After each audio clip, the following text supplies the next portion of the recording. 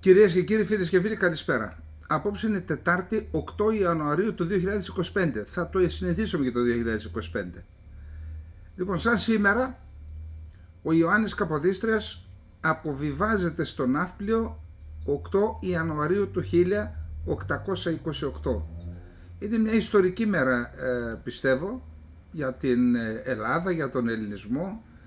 Να πούμε ότι για πρώτη φορά ότι ο Ιωάννης Καποδίστριας ήταν ο Έλληνας με την υψηλότερη ίσως θέση σε μια υπερδύναμη όπως ήταν τότε η Τσαρική Ρωσία. Υπουργός εξωτερικών του Τσάρου. Άλλος Έλληνας σε υπερδύναμη, δηλαδή Αγγλία, Γαλλία την εποχή εκείνη και Ρωσία και μετά Ηνωμένες Πολιτείες Αμερικής, σε τέτοιο αξίωμα δεν έχει φτάσει, με εξαίρεση το Σπύρος Άγνιου, ο οποίος ήταν αντιπρόεδρος των Ηνωμένων Πολιτειών της Αμερικής και καθαιρέθηκε για λόγους ποινικούς λίγο πριν την εισβολή, το 1973 αν δεν κάνω λάθος, στην Κύπρο.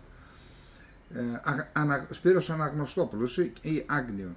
Εν πάση περιπτώσει, τεράστια μορφή ο Καποδίστριας. Θα κάνουμε και αναφορά στο βιβλίο που εκδόθηκε πρόσφατα τον Ιωάννη Καποδίστρια Ρίζου Νερουλού για την ιστορία του ελληνικού έθνους. Απίστευτα πράγματα γράφει μέσα. Θα κάνουμε αναφορά και σε αυτό. Για πρώτη φορά λοιπόν, όταν ξεκίνησε η Ελληνική Επανάσταση, μετά από λίγο ο Τσάρος τον απομάκρυνε και ζούσε στη Γενέβη, αλλά είχε εμπλοκή και πάλι στα ρωσικά πράγματα. Το 1924 λοιπόν, αρχές Ιανουαρίου, ο πρόεδρος του εκτελεστικού, ας πούμε της κυβέρνησης τότε, μεσούση της Επανάστασης, ο Πετρόμπεης Μαυρομιχάλης, η ηρωνία της ιστορίας, έτσι, απίφθινε επιστολή στον Καποδίστρα και τον καλούσε να έρθει να αναλάβει αυτός κυβερνήτης της Ελλάδας, ακόμα επαναστατημένη Ελλάδα, γιατί υπήρχαν τα γνωστά φαγώματα, έτρωγε ο ένας τον άλλον. Έγραφε στην επιστολή του ο Πετρόμπεης: «Οι καλοί πατριώτε έχουν ήδη προσιλωμένη όλη την προσοχή των εις το υποκείμενον σου», το σου με κεφαλαίο, «και άπαντες σε περιμένουν το σίγμα με κεφαλαίο, να συντελέσεις την κοινή σωτηρίαν. Μόνο η εξοχότη σου δύναται να επιφέρει την ευκταίαν μεταβολήν, να εμπνεύσεις τον πατριωτισμόν, να ενισχύσεις τον νόμον και να στεριώσεις την ανεξαρτησία του έθνους σου». Αναφέρει ο Μανιάτης, ο ηγέτης της Μάνης μέχρι την Επανάσταση και στη συνέχεια ένας από τους ηγέτες της Επανάστασης. Ο Καποδίστριας απέρριψε να αναλάβει κυβερνητικές ευθύνες στην Ελλάδα, δεδομένου ότι ήταν ενεργός η συμμετοχή του στα της κυβέρνησης του Τσάρου. Άρα λέει, κάντε τη δουλειά σας και εγώ σας στηρίζω. Και φυσικά συμμετείχε ενεργά και σε φιλελληνικές επιτροπές, οργάνωνε αποστολές αγαθών και χρημάτων για την ενίσχυση του αγώνα. Σύμφωνα με τον Θεόδωρο Κολοκοτρώνη, η αιτία επιλογής τότε του Καποδίστρια ήταν η αδυναμία οποιοδήποτε άλλο να κυβερνήσει την Ελλάδα, γιατί σας είπα, όταν είχαμε μετά από αιώνες σκλαβιάς, επαναστατήσαμε, απελευθερώσαμε κάποια μέρη, δεν υπήρχε ούτε και η νοοτροπία, αλλά και τα συμφέροντα ήταν αντικρουόμενα, τα τοπικά, τοπικίστικα, των διαφόρων ηγετών, και έτσι θεώρησαν όλοι ότι ένας άνθρωπος προβεβλημένος διεθνώς παγκοσμίως θα μπορούσε να γεφυρώσει όλα τα προβλήματα, και αυτή η λογική επικράτησε και το 1827 στην Τρίτη Εθνοσυνέλευση της Τριζίνας, όπου αποφασίστηκε από όλους να κληθεί ο Καποδίστριας να αναλάβει κυβερνήτης της Ελλάδας, και όταν πια είχε οριμάσει κατά κάποιο τρόπο και είχαμε φτάσει κοντά στο όνειρο της ανεξαρτησίας. Τότε ο Κολοκοτρώνης έγραψε στα χαρακτηριστικά, στα απομνημονεύματά του: «Εμείς είχαμε γνώμη να προβάλλουμε τον Καποδίστρια το 1827. Όλοι εδοκιμάστηκαν στις κυβερνήσεις και όλο εις το χειρότερον επηγαίναμε το έθνος από τις διχόνοιές μας». θεωρήθηκε ότι αυτή η πρόταση ότι ήταν της Ρωσικής Φατρίας, έτσι ονομαζόταν, στην οποία συμμετείχε ο Κολοκοτρώνης. Στη Γαλλική Φατρία που συμμετείχαν ρουμελιώτες οπλαρχηγοί κυρίως, η ηγετική φυσιογνωμία ήταν ο Ιωάννης Κολέτης, γιατρός από τα Γιάννενα, ο οποίος κάποια στιγμή δέχτηκε να καλέσουν να συμφωνήσει με τον Κολοκοτρώνη και τη Ρωσική Φατρία, η Γαλλική Φατρία, να φέρουν και τον Καποδίστρια. Στη συνέχεια και η Αγγλική Φατρία, όταν εξασφάλισε τις θέσεις του αρχηγού στρατού και του αρχηγού ναυτικού ότι θα τις πάρουν οι Τσόρς και Κόχραν αντίστοιχα οι Βρετανοί, σου λέει θα έχω εγώ τη δύναμη, ας το δεχθώ. Τον δέχτηκαν και έτσι ήρθε ο Καποδίστριας στις 8 Ιανουαρίου του 1828, προσέξτε, επιβαίνουν σε βρετανικό πολεμικό πλοίο, το Warspite. Έτσι ήρθε και φυσικά αυτό συνοδευόταν από πολεμικά πλοία της Γαλλίας και της Ρωσίας. Οι τρεις δυνάμεις οι οποίες ήταν οι προστάτηδες και μετά διαγωνίζονταν αυτές οι τρεις δυνάμεις ποιος θα ελέγξει τη χώρα. Την ήλεγξε τελικά ο Βρετανικός παράγοντας και φτάσαμε μέχρι τον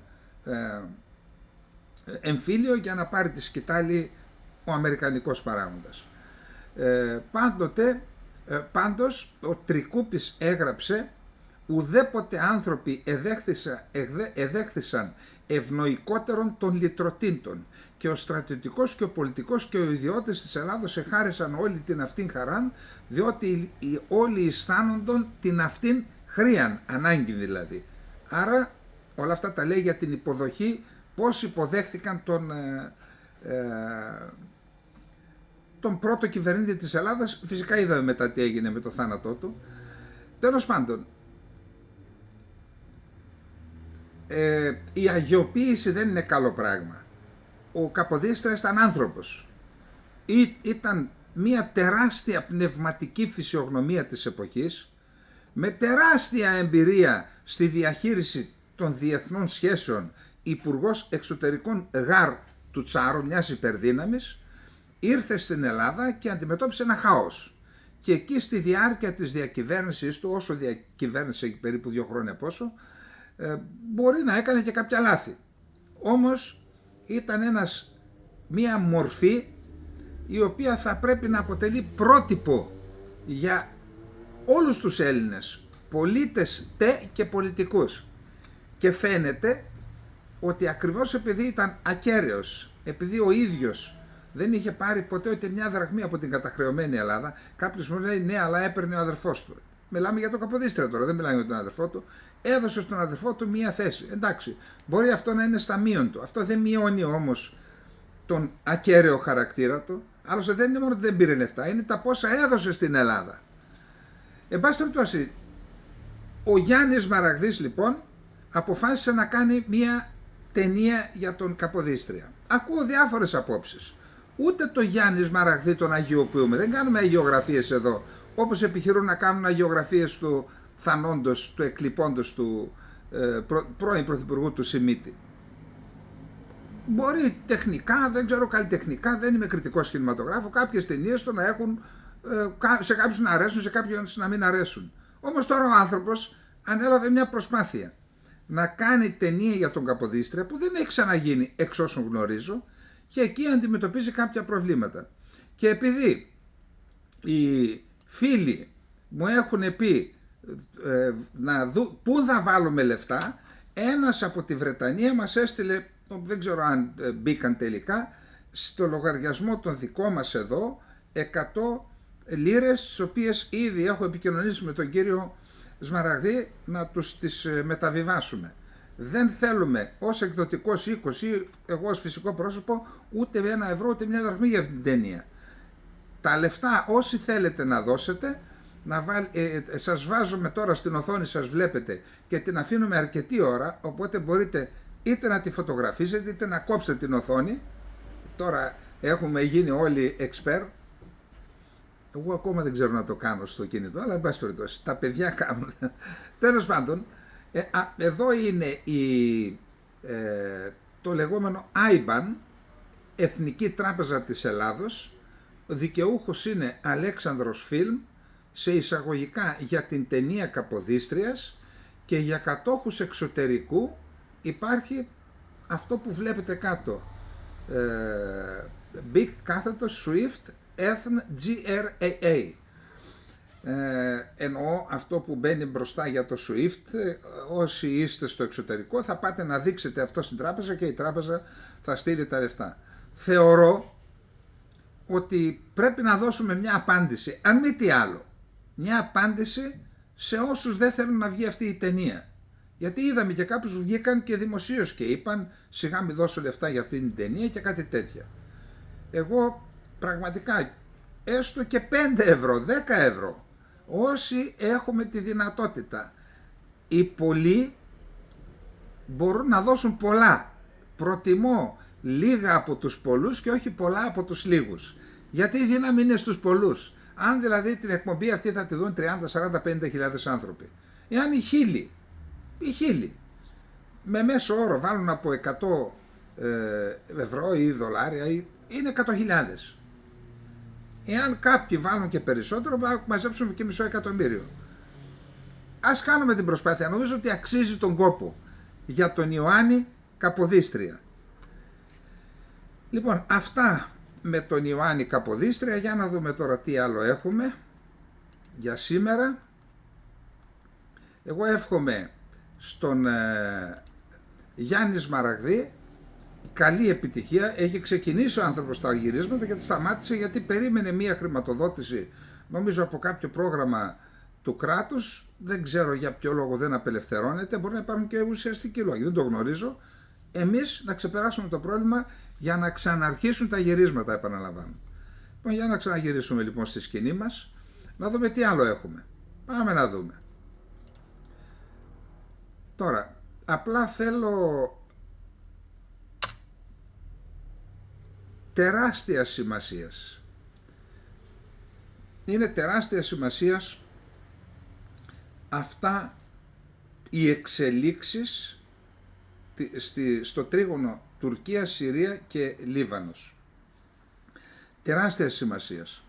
Θα διαβάσουμε μετά ένα άρθρο γι' αυτό και θα σας πω την άποψή μου. Πριν όμως από αυτό, θα ήθελα να σας πω, επειδή χθες έκανα μια εισαγωγή από το βιβλίο «Παράδοση ο Τσαλάν, η ώρα της αλήθειας», διάβασα την εισαγωγή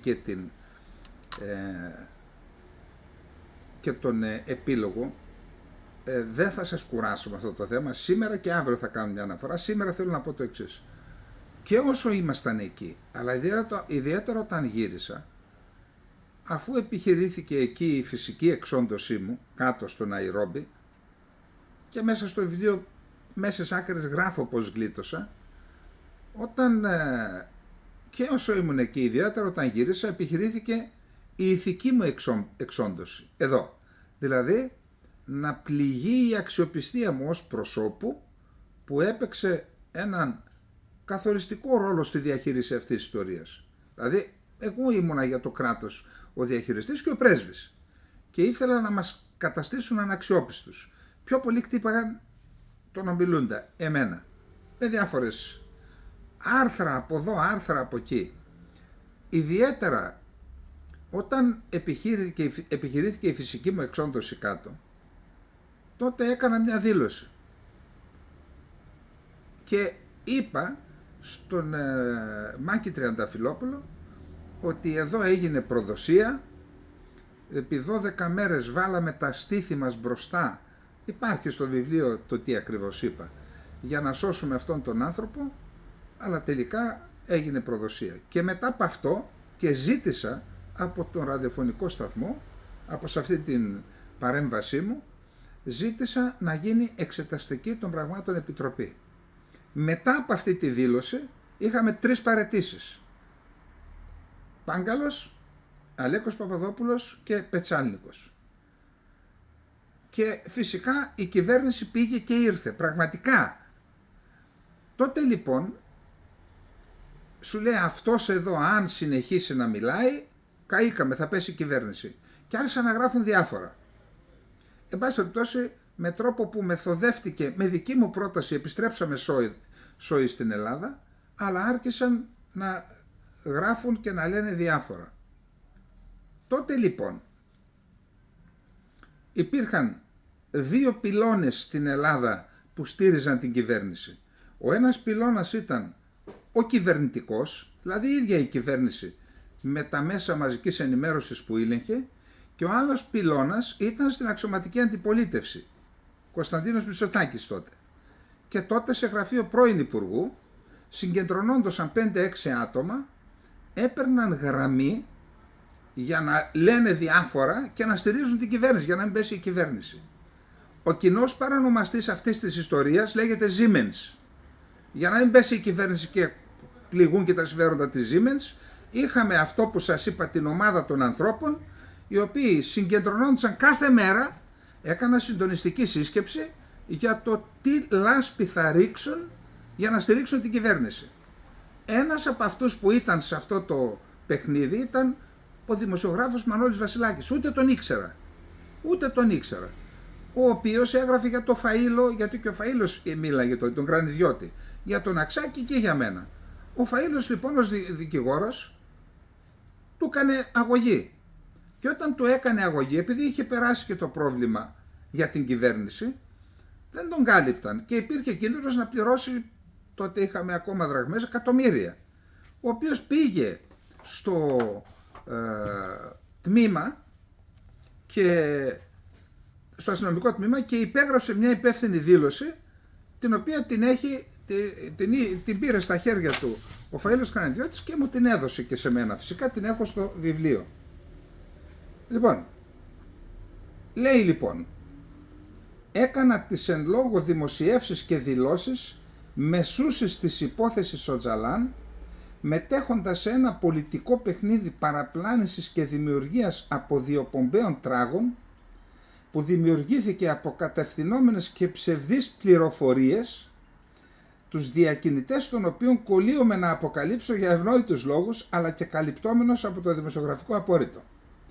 Ο τρόπος που χρησιμοποιήθηκα, λέει ο Μανώλης Βασιλάκης, από τους αρχιτέκτονες αυτής της εκστρατείας λάσπης, με τις κατευθυνόμενες ψευδείς πληροφορίες, με το συκοφαντικό περιεχόμενο, στην οποία δυστυχώς δέχτηκα να συμμετάσχω τυφλωμένος από την πολιτική μου πίστη σε αυτούς, με εξέθεσε ανεπανόρθωτα και με υπέβαλε σε μια δικαστική περιπέτεια, στην πορεία της οποίας οι φίλοι μου, σε εισαγωγικά, αφού υπέθαλψαν τα παραπάνω, με εγκατέλειψαν. Αθήνα, 23 Οκτωβρίου 2001, υπογραφή Μανώλης Βασιλάκης, Τερτσέτη 47, νέο ψυχικό. Προσέξτε τώρα. Ο Σιμίτης στο βιβλίο του γράφει τα εξής. Οι αντιδράσεις για την υπόθεση Οτζαλάν ξέφυγαν από κάθε έλεγχο και λογική. Σχηματοποιήθηκαν σε ευθεία επίθεση κατά της κυβέρνησης, με πρόθεση να την ενοχοποιήσουν ότι δήθεν παρέδωσε τον Οτζαλάν στις μυστικές υπηρεσίες της Τουρκίας. Στελέχη της κυβέρνησης έδειχναν μπροστά σε αυτήν την πίεση να αποσταθεροποιούνται, δεν ήξεραν τι να πούν. Χρειάστηκε προσπάθεια να πείσουμε με τα επιχειρήματά μας. Τι προσπάθεια? Αυτό που κατέθεσε ο άλλος στο αστυνομικό τμήμα. Ακούστε.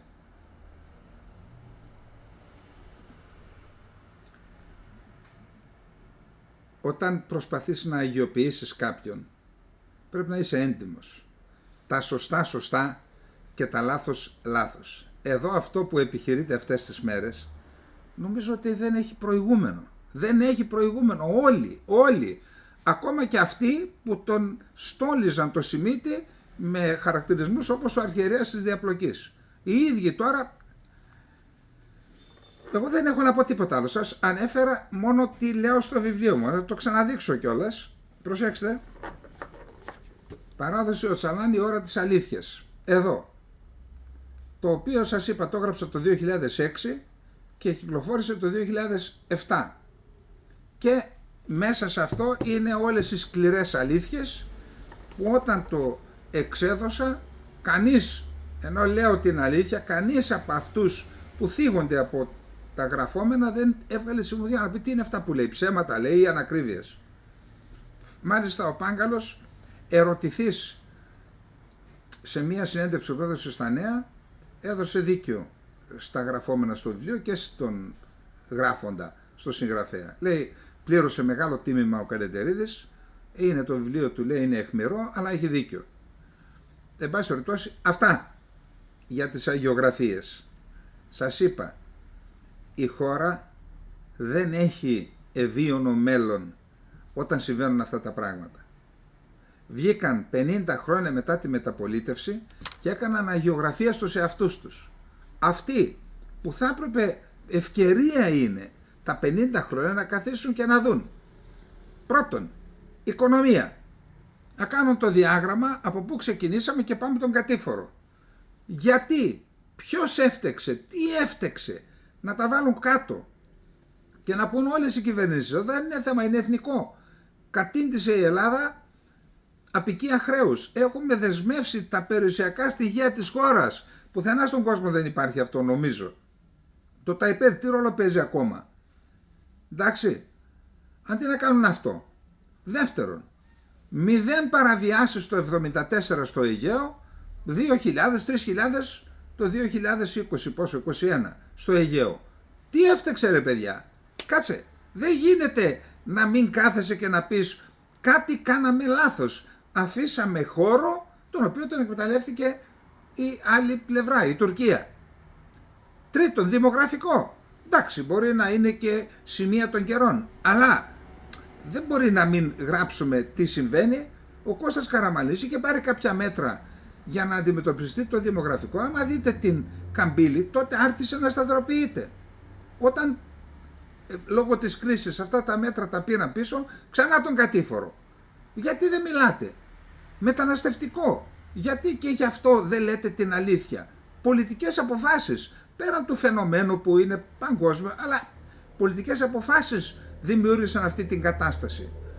Ακόμα το περιβάλλον, τα νερά, η αλληλεία, η νησιωτικότητα, 1002 πράγματα. Αντί τα 50 χρόνια της μεταπολίτευσης να θυγούν αυτά, να επικεντρωθούμε στα λάθη που έγιναν. Όταν βρίσκεις το λάθος, προτείνεις και το σωστό. Είδατε τι κάνουν, αγιογραφίες όλοι τους.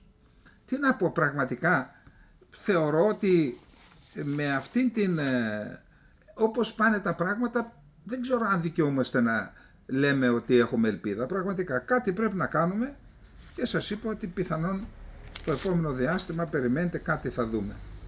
Λοιπόν, για να δούμε λοιπόν πού βρισκόμαστε.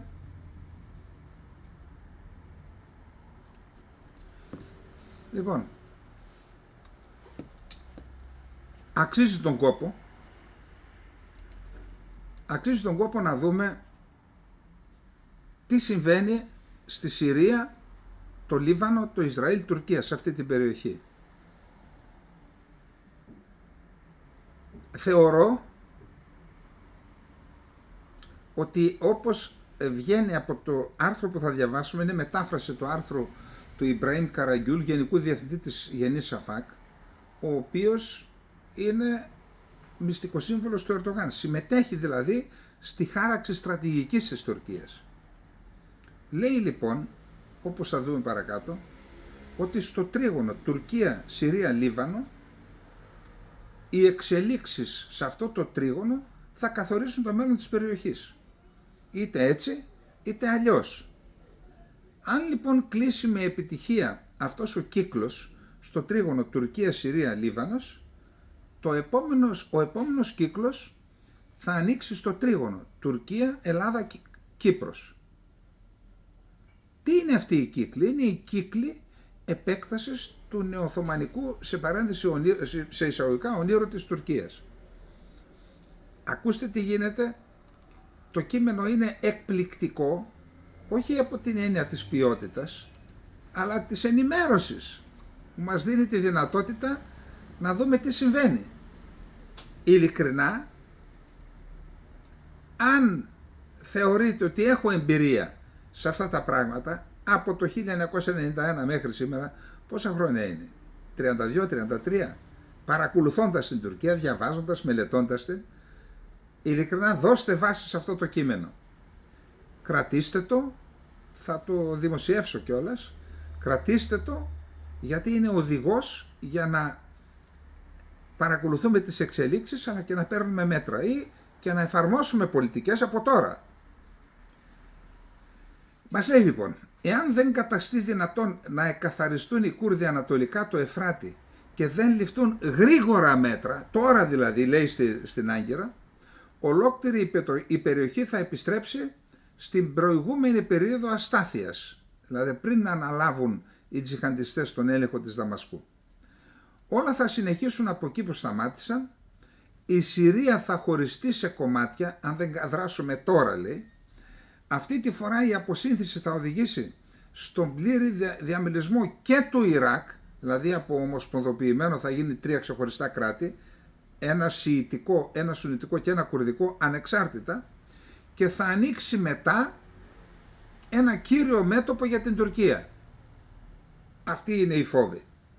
Εάν δεν εκαθαριστεί το ανατολικό τμήμα του Εφράτη, δηλαδή οι Κούρδοι ανατολικά του Εφράτη, και δεν διασφαλιστεί η εδαφική ακεραιότητα της Συρίας, η Τουρκία μπορεί να γίνει μάρτυρας όλων των κερδών της στην περιοχή, τα οποία ξαφνικά θα εξαφανιστούν.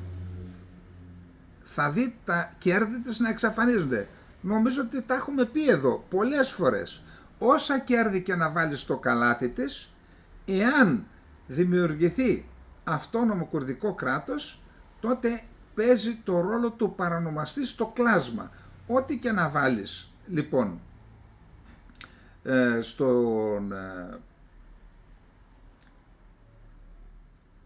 σε ένα κλάσμα, εάν ο παρανομαστής είναι 0, τότε το κλάσμα λέει είναι άπειρο, έτσι δεν. Τι λέει λοιπόν, θα τα χάσουμε όλα.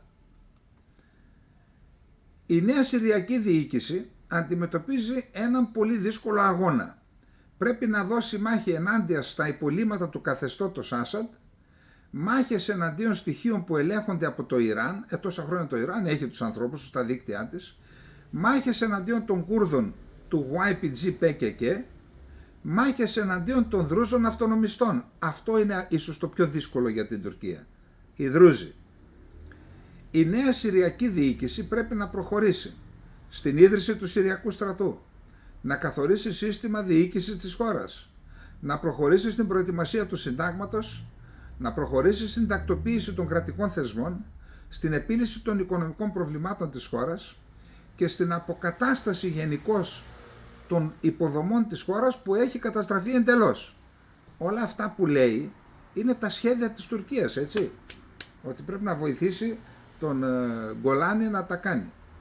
Βρίσκεται μπροστά σε μια δοκιμασία που ακόμη και ένα κανονικά εδραιωμένο πολιτικό σύστημα θα δυσκολευόταν να ξεπεράσει αυτά τα προβλήματα. Πρέπει να παράγει εξαιρετικές λύσεις σε εξαιρετικά προβλήματα. Γι' αυτό η Τουρκία έχει δώσει συμβούλους σε όλα τα υπουργεία. Η πολιτική και η οικονομική υποστήριξη των χωρών του κόλπου είναι πολύ σημαντική σε αυτή την προσπάθεια.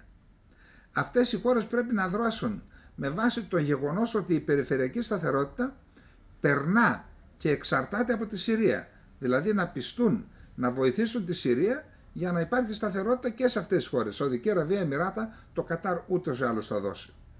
Όλα αυτά μπορούν να ξεπεραστούν. Η Συριακή διοίκηση κάνει ήδη πολύ αποφασιστικά και έξυπνα βήματα σε αυτό το θέμα. Ταξίδι στην Σαουδική Αραβία, στο Κατάρ και στα Εμιράτα. Μπορούν όμως να συμβούν άλλα πράγματα σε αυτή την πιο αδύναμη στιγμή της νέας κυβέρνησης της Δαμασκού. Μπορεί να ξεσπάσει πόλεμος μεταξύ Τουρκίας-Ισραήλ. Τότε πρέπει να χτυπηθεί το Ισραήλ πρώτα ανατολικά του Εφράτη. Προσέξτε τι λέει. Για να μην ξεσπάσει πόλεμος απευθείας Τουρκίας-Ισραήλ, πρέπει να χτυπηθεί το Ισραήλ πρώτα ανατολικά του Εφράτη. Αν χτυπήσεις δηλαδή τους Κούρδους, είναι σαν να χτυπάς το Ισραήλ ή να απομακρύνεις το ενδεχόμενο ενός πολέμου Τουρκίας-Ισραήλ. Σε μια τέτοια ατμόσφαιρα, τα Ισραηλινά μέσα μαζικής ενημέρωσης αυξάνουν τον αριθμό των απειλητικών δημοσιεύσεων, όπως η πολιτική του Ερντογάν για τη Συρία μπορεί να φέρει το Ισραήλ και την Τουρκία πιο κοντά σε έναν πόλεμο από ποτέ. Όντως υπάρχουν τέτοια δημοσιεύματα, αλλά υπάρχουν και εκθέσεις θεσμών στην κυβέρνηση. αυτά τα υπαγορεύουν τη στιγμή που η Τουρκία προσπαθεί να κρατήσει ενιαία τη Συρία, ενώ το Ισραήλ προσπαθεί να εισβάλλει και να καταλάβει συριακά εδάφη. Πάντως, ενώ το Ισραήλ απειλεί με έναν πόλεμο με την Τουρκία, στην πραγματικότητα αυτές οι απειλές αποκαλύπτουν το φόβο του Ισραήλ. Αλλά τώρα μπορούμε όλοι να προβλέψουμε τι μπορεί να κάνει μετά τη γενοκτονία που έκανε στη Γάζα, στη Συρία δηλαδή. Άρα, το πιο επίγον ζήτημα για μας, για την Τουρκία λέει, είναι να αποφύγουμε να δώσουμε χρόνο στο Ισραήλ και στο PKK-YPG, ανατολικά του Εφράτη. Δηλαδή πρέπει να το καθαρίσουμε τώρα. Ο πόλεμος με το Ισραήλ ξεκινά από τα ανατολικά του Εφράτη, της Τουρκίας με το Ισραήλ. Διότι οι προτεραιότητες του Ισραήλ συμπίπτουν ακριβώς με την κατάσταση σε αυτήν την περιοχή. Προτεραιότητα του Ισραήλ είναι να διατηρήσει το κουρδικό Ιωνί κράτος που λειτουργεί ανατολικά του Εφράτη. Το να χτυπάς το YPG έχει γίνει, είναι κάτι σαν να χτυπάς το ίδιο το Ισραήλ. Η εκκαθάριση του YPG από την περιοχή ανατολικά του Εφράτη θα σημάνει την εκκαθάριση του Ισραήλ από τη Συρία. Υπολογίζουν τις δυσκολίες που αντιμετωπίζει τώρα η Συριακή διοίκηση. Σχεδιάζουν να σταματήσουν την Τουρκία και να κερδίσουν χρόνο. Να σταματήσουν την επιχείρηση της Τουρκίας ανατολικά του Εφράτη. Νομίζουν ότι έτσι θα πετύχουν τους στόχους τους. Τώρα η πλήρης επαγρύπνηση είναι απαραίτητη για εμάς στην Τουρκία, στην Άγκυρα. Το Ισραήλ θα χρησιμοποιήσει τη Συρία για να επιτεθεί σε ολόκληρη την περιοχή. Προσέξτε το σκεπτικό. Το καθεστώς που θα δημιουργηθεί ανατολικά του Εφράτη θα είναι μία λεκάνη τρομοκρατών. Άκου. Είπε ο Γάιδαρος στον Πετεινό Κεφάλα. Φέρνουν τρομοκράτες Ισλαμιστές από όλο τον κόσμο. Ο ίδιος ο Φιντάν. Υπάρχουν ντοκουμέντα, τα έχουμε στα χέρια μας, που μετέφερε όπλα στους τρομοκράτες τζιχαντιστές. Οι Κούρδοι έχουν το πιο δημοκρατικό καθεστώς στην ευρύτερη περιοχή, δεν έχουν χτυπήσει κανέναν άλλο στην Τουρκία, δεν έχουν ρίξει ούτε πέτρα για να τους χαρακτηρίσει τρομοκράτες, δεν έχουν χτυπήσει κανέναν εκτός από το Ισλαμικό κράτος.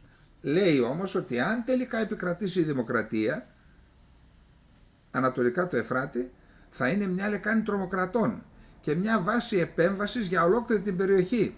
Θα γίνει μια περιοχή που δεν θα μπορέσει να αγγίξει κανείς και θα είναι μία από τις κύριες στρατιωτικές βάσεις των ΗΠΑ και της Ευρώπης, η περιοχή ανατολικά του Εφράτη. Ας μην ξεχνάμε ότι ο κύριος λόγος για τον οποίο έγινε ο πόλεμος στη Συρία, προσέξτε λόγια τώρα, υπόψη ότι η Τουρκία έπαιξε πρωταγωνιστικό ρόλο για τον πόλεμο αυτόν. Δηλαδή,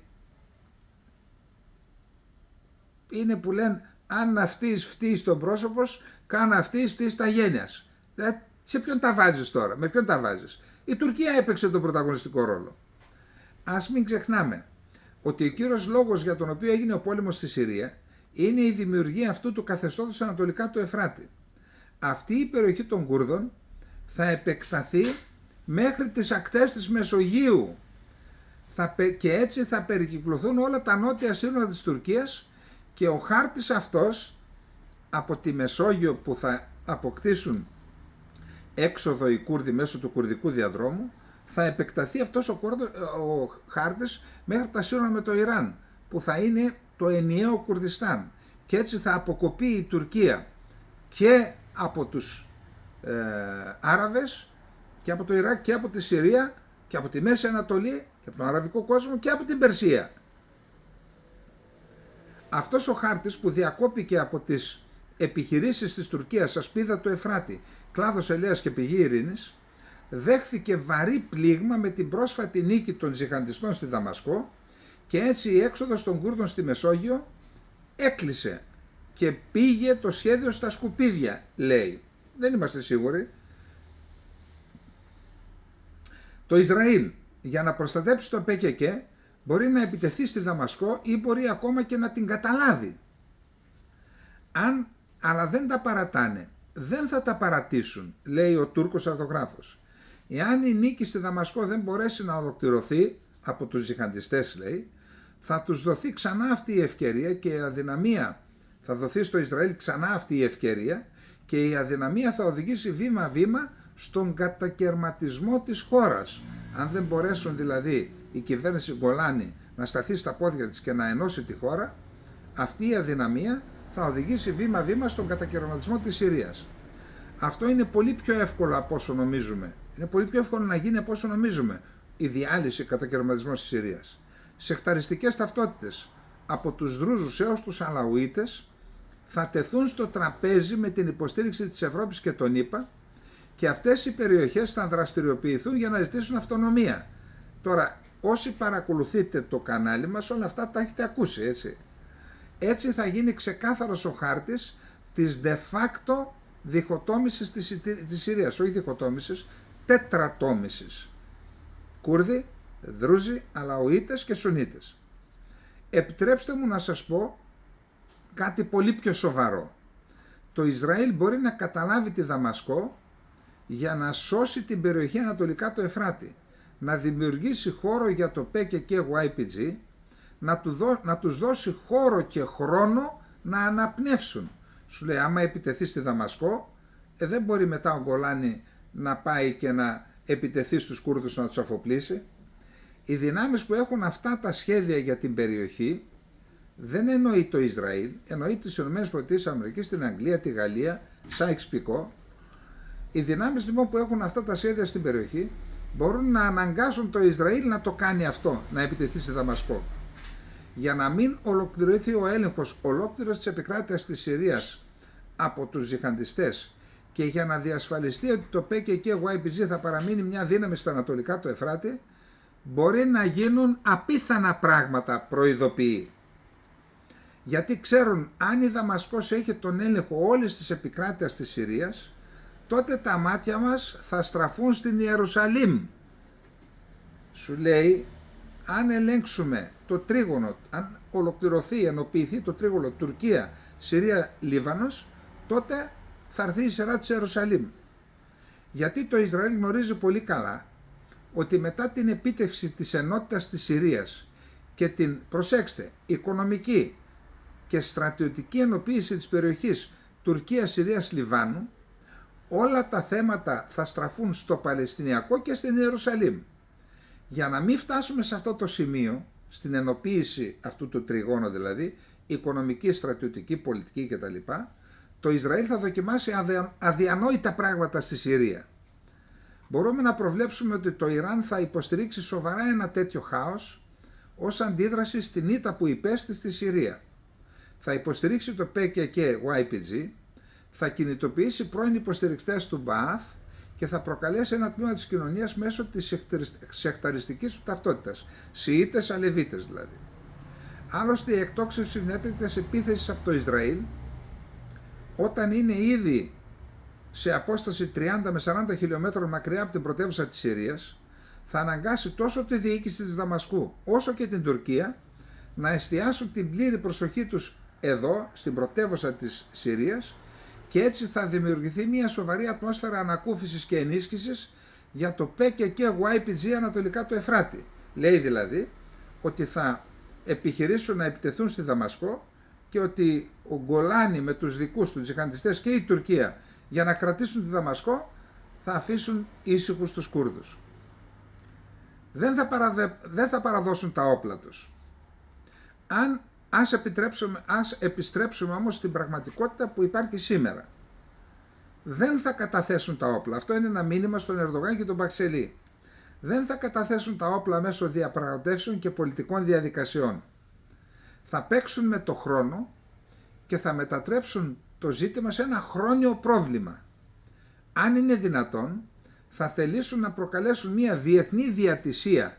Αυτό θα δοκιμάσουν να το επιβάλλουν μέσω της κυβέρνησης της Δαμασκού για το θέμα της ανατολικά του Εφράτη. Αυτό θα σήμαινε αυτοκτονία για την Τουρκία.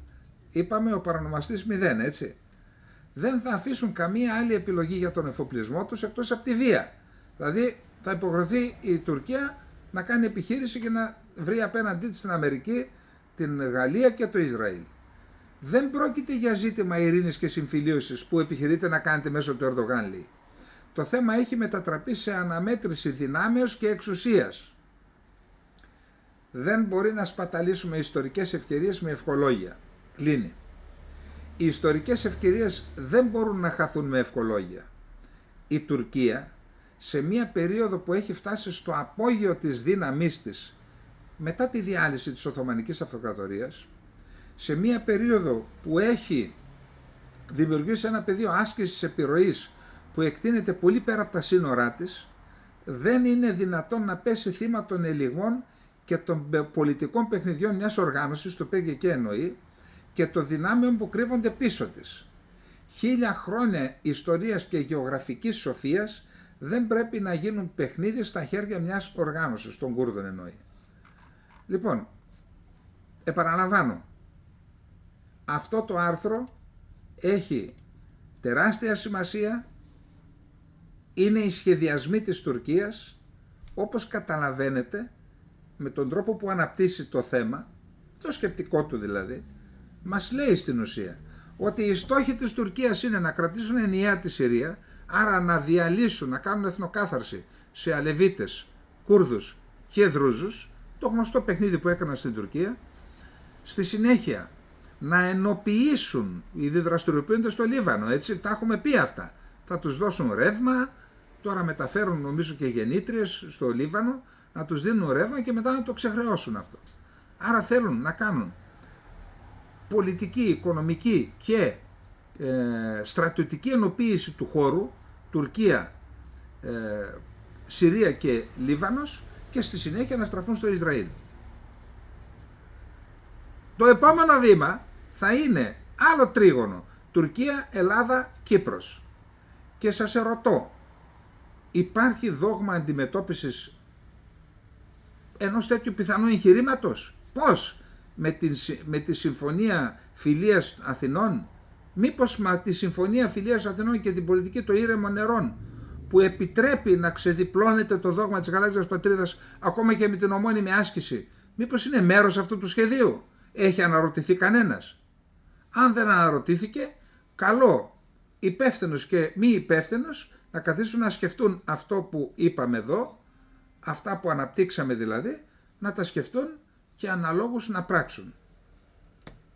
Λοιπόν, πάμε να δούμε το επόμενο ζήτημά μας, πού είμαστε.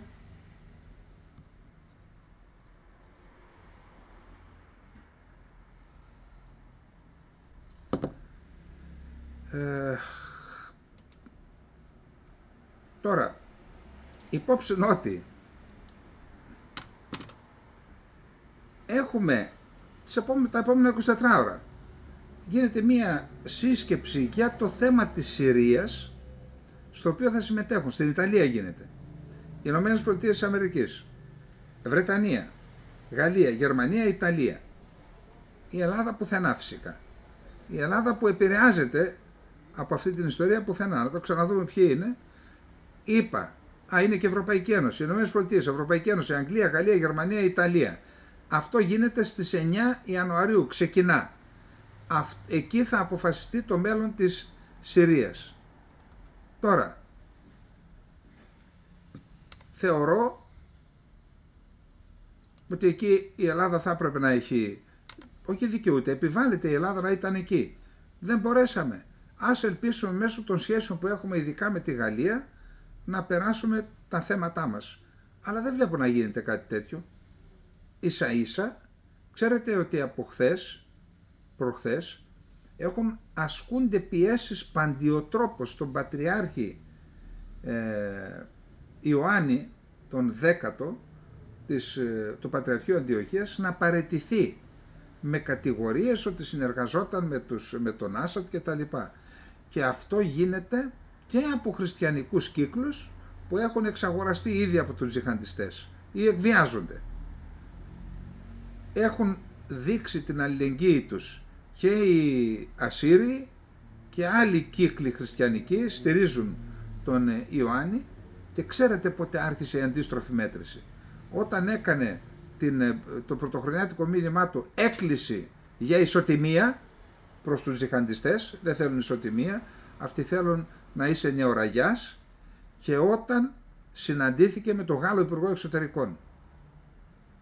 Τώρα λοιπόν είναι ανάγκη να γίνει ένα μέτωπο υποστήριξης του Πατριάρχη, διότι εάν παραιτηθεί ο Πατριάρχης Αντιοχίας, τότε προχωράμε σε μία πλήρη απαξίωση του θεσμού του τρίτου τη τάξη πατριαρχείου της Ορθοδοξίας. Ένα τεράστιο ζήτημα.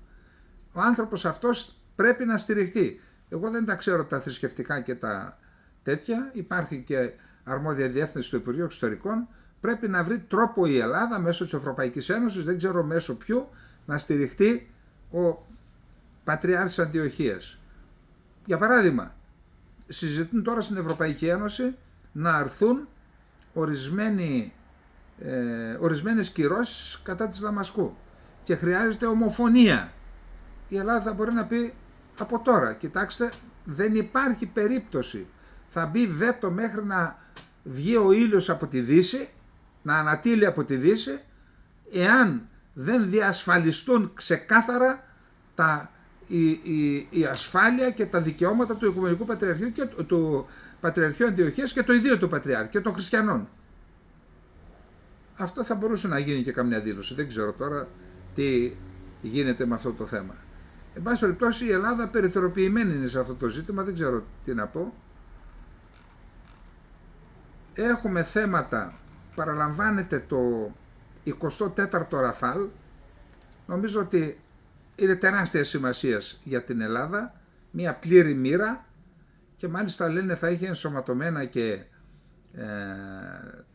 συστήματα τεχνητής νοημοσύνης που επιταχύνουν τον εντοπισμό του στόχου και κάνουν ευκολότερη το έργο του χειριστή.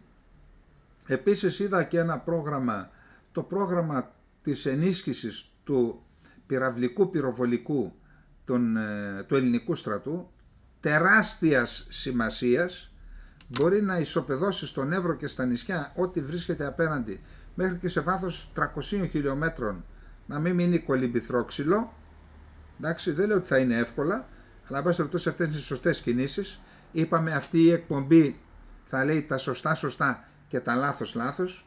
Έβγε σε αυτούς που πήραν αυτές τις αποφάσεις, χωρίς να σημαίνει ότι δεν μπορούν να πάρουμε και άλλες. Διαβάζω ότι ο Δένδιας θα υποβάλει το 12ετές πρόγραμμα, εξοπλιστικό πρόγραμμα των ενόπλων δυνάμεων. Δεν το έχω μελετήσει όλο. Βλέπω όμως ότι υπάρχουν πολύ σωστές επιλογές. Θα ενισχυθούν οι ένοπλες δυνάμεις της χώρας και αρκεί αυτή η ενίσχυση να αποτελεί μέρος ενός εθνικού σχεδίου που να υποστηρίζεται και από αντίστοιχες πολιτικές. Εντάξει. Πάντως αυτό το εξοπλιστικό πρόγραμμα βλέπω ότι έχει δημιουργήσει μέχρι και τρόμο στην Τουρκία. Να πούμε ότι αυτό το πρόγραμμα, το εξοπλιστικό πρόγραμμα, ιδιαίτερα ενίσχυση του πυραυλικού πυροβολικού, η επιλογή των οπλικών συστημάτων είναι αποτέλεσμα των εκτιμήσεων που έχουν εξαχθεί από τον πόλεμο στην Ουκρανία, όπου εκεί ο πόλεμος είναι πυραυλοκεντρικός και βλήματοκεντρικός, δηλαδή οι δυνάμεις ελεγμού παίζουν δευτερεύοντα ρόλο, για πρώτη φορά ίσως στην ιστορία, πύραυλη και πυροβολικό. Άρα στη σωστή κατεύθυνση κινείται αυτή η απόφαση της ηγεσίας των ενόπλων δυνάμεων, που υποστηρίζεται και από τον Υπουργό και από την κυβέρνηση. Τώρα, να πούμε επίσης ότι εγώ δεν μπορώ να καταλάβω γιατί, πάει ο νους μου κάπου, αλλά δεν θέλω. Ο πρόεδρος του Ισραήλ, ο Χέρτσογκ, επισκέφτεται αύριο Πέμπτη την Κύπρο, εκτάκτος. Αυτό έχει να κάνει με το άρθρο που σας διάβασα.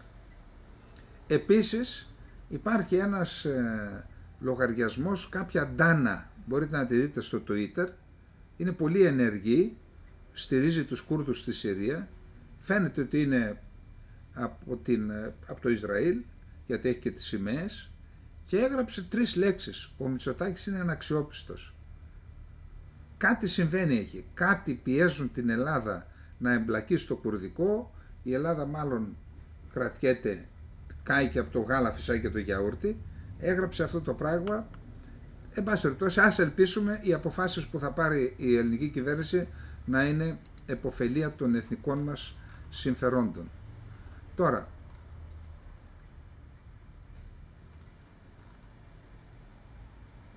είχαμε μία δήλωση του Τραμπ. Στο Μάρα Λάγκο έκανε μια συνέντευξη που είπε πολλά και έκανε και μια δήλωση για την Τουρκία. Όταν το ρώτησαν, θα αποσύρεις τα στρατεύματά σου από τη Συρία, είπε, αυτό δεν μπορώ να σας το πω γιατί είναι μέρος της στρατιωτικής στρατηγικής. Το απέφυγε.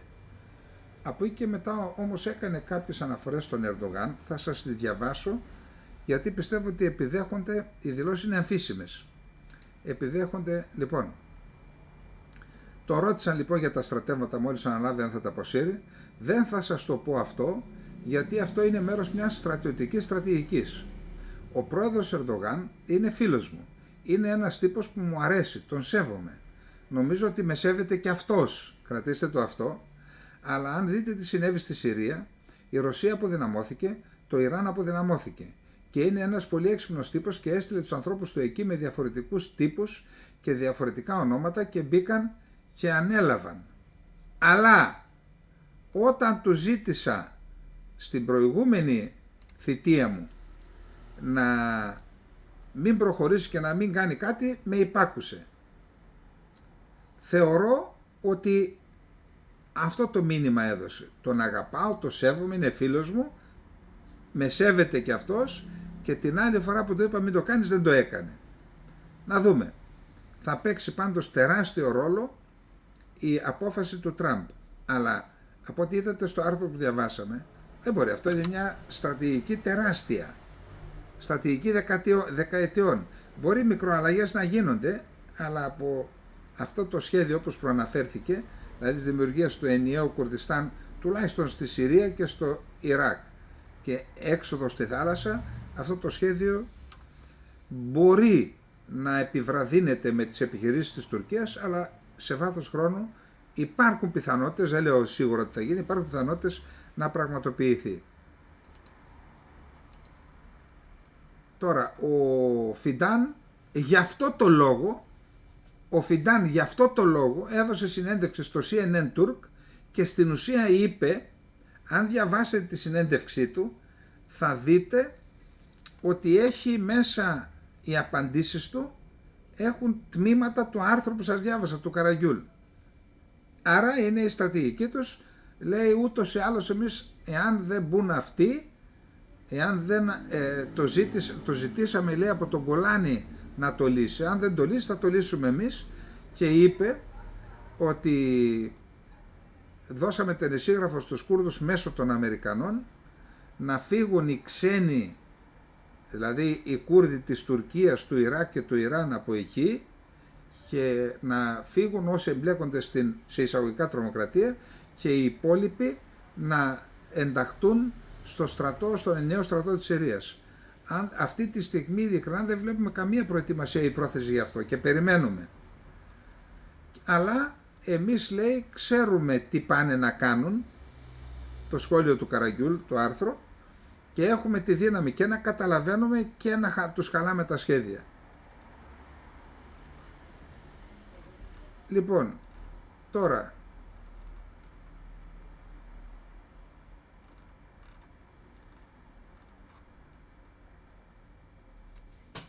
ο Υπουργός Εξωτερικών της Συρίας λέει, απαιτείται χρόνος για την προετοιμασία διάσκεψης για εθνικό διάλογο, διότι είπαν ότι θα κάνουν μία διάσκεψη για εθνικό διάλογο που θα συμμετέχουν όλοι, χριστιανοί, Αλαουίτες, Δρούζοι, Κούρδοι. Και τώρα λέει δεν μπορούμε να το κάνουμε τώρα, θα πάρουμε το χρόνο μας σε ό,τι αφορά τη διάσκεψη εθνικού διαλόγου, ώστε να έχουμε τη δυνατότητα να συγκροτήσουμε μια προπαρασκευαστική επιτροπή, η οποία θα διευκολύνει τη συνολική εκπροσώπηση όλων των κοινωνικών ομάδων και των κατατόπους αρχών στη Συρία. Πάντως, τα εγκλήματα κυρίως εναντίον των Αλαουιτών συνεχίζονται, και επειδή κάποιος μου έγραψε κάτι σε ένα σχόλιο, ορίστε, να ένα θέμα ένας ευρωβουλευτής, αύριο μέσα σε μια εβδομάδα να κάνει μία εκδήλωση στο Ευρωκοινοβούλιο για τις παραβιάσεις των ανθρωπίνων δικαιωμάτων και τα εγκλήματα που γίνονται εις βάρος κυρίως των αλαοητών αλλά και των χριστιανών. Τώρα, αύριο, μεθαύριο. Και έτσι να επηρεαστεί ακόμα και η απόφαση της Ευρωπαϊκής Ένωσης να δώσει βοήθεια στην Συρία. Βοήθεια θα δοθεί μόνον αν συμμορφωθείτε. Να είναι τέτοιο το μήνυμα. Να σεβαστείτε τα δικαιώματα των εθνικών και των θρησκευτικών ομάδων, τελεία παύλα. Πάντως σήμερα είδα ένα βίντεο, έχουμε σκηνές που δείχνει μία φάλαγγα δύναμη ύλης αρμάτων συν τουλάχιστον, που περνάει το λεγόμενο κόκκινο βουνό στην Κουνέιτρα στη Συρία για να διασφαλίσει μια πολύ μεγάλη περιοχή με ίσως το μεγαλύτερο φράγμα της Συρίας, το ήλεγξαν τώρα. Επίσης, επειδή μιλήσαμε για φράγμα, χθες το απόγευμα έπεσε το δεύτερο κατά σειράν μη επανδρωμένο αεροσκάφος Bayraktar TAF V2, το κατέριψαν οι Κούρδοι, το πρώτο το κατέριψαν την πρώτη του μηνός, πρωτοχρονιά, το δεύτερο χθες, μετά από μια εβδομάδα δηλαδή. Επίσης σήμερα έκαναν μια ειρηνική πορεία οι κάτοικοι από τη Χασάκα και από το Κομπάνι πάνω στο φράγμα, διότι η Τουρκία το βομβαρδίζει και μπορεί να το καταστρέψει και να έχουμε μια καταστροφή ανθρωπιστική, αν το καταστρέψει, είναι το δεύτερο μεγαλύτερο της Συρίας, και έκαναν φάλαγγα και κατευθύνονταν στο πολίτες και το βομβάρδισαν τη φάλαγγα με μη επανδρωμένο αεροσκάφος και είχαμε και νεκρούς. Και δεν ξέρω αν θα το δείτε το βράδυ στα δελτία ειδήσεων. Πάντως σύλλογοι και φορείς της ΗΠΑ, Ελλήνων, Αρμενίων, Κούρδων και Εβραίων και χριστιανικών οργανώσεων έστειλαν κοινή επιστολή στον Biden και ζήτησαν να αποτρέψει την εισβολή της Τουρκίας στην περιοχή ανατολικά του Εφράτη, ζήτησαν να προστατευτούν τα δικαιώματα των χριστιανών και των αλοητών και των άλλων στην Συρία και ετοιμάζονται να γράψουν επιστολή τώρα, να την στείλουν και στον Τραμπ και στον Σύμβουλο Εθνικής Ασφάλειας, τον καινούριο, τον Waltz, που θα αναλάβει. Τώρα, μια που μιλάμε για την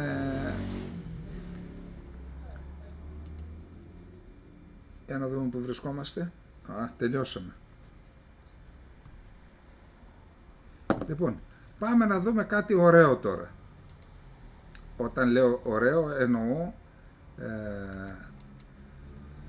ενδιαφέρον, από αυτή την έννοια. Λοιπόν, για κοιτάξτε εδώ τι έγινε. Ντόναλντ Τραμπ είναι ο επίσημος λογαριασμός του στο δικό του μέσο, στο μέσο κοινωνικής δικτύωσης που έχει ο Τραμπ, και γράφει «Όχ Κάναντα» και έχει τις Ηνωμένες Πολιτείες της Αμερικής και τον Καναδά ως ενιαία χώρα. Έκανε δήλωση λοιπόν τώρα στη συνέντευξη στο Μάρα-Λάγκο και είπε ότι ο Καναδάς πρέπει, άμα ενωθεί με εμάς, θα είμαστε ένα τεράστιο έθνος και είναι προς το συμφέρον του Καναδά. Είχαμε δήλωση και από την πλευρά του Καναδά, του Υπουργείου Εξωτερικών, που καταδικάζει αυτή τη δήλωση. Επίσης είχαμε και αυτό, προσέξτε. Εδώ βλέπετε η Γρυλανδία, είναι ένα τεράστιο νησί, το μεγαλύτερο νησί στον κόσμο. Η έκτασή της είναι περίπου όση είναι η έκταση της Αφρικής, μεγαλύτερη από την έκταση των ΗΠΑ της Αμερικής, όχι μεγαλύτερη ίσως του Καναδά, δεν είμαι σίγουρος. Πάντως είναι ένα τεράστιο νησί, έχει μόνο 60.000 κατοίκους, νομίζω κάτι τέτοιο. Υπάγεται τώρα είναι αυτόνομη περιοχή υπαγόμενη στη Δανία, και είπε με τον ένα, υπονόησε ότι ακόμα και με χρήση στρατιωτικής βίας θα πάρουν οι ΗΠΑ την Γρυλανδία. Απλά να πούμε ότι σε δύο προηγούμενες φάσεις της ιστορίας επιχείρησαν οι ΗΠΑ να πάρουν την Γρυλανδία.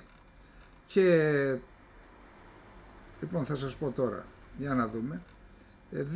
Ναι, εδώ είμαστε.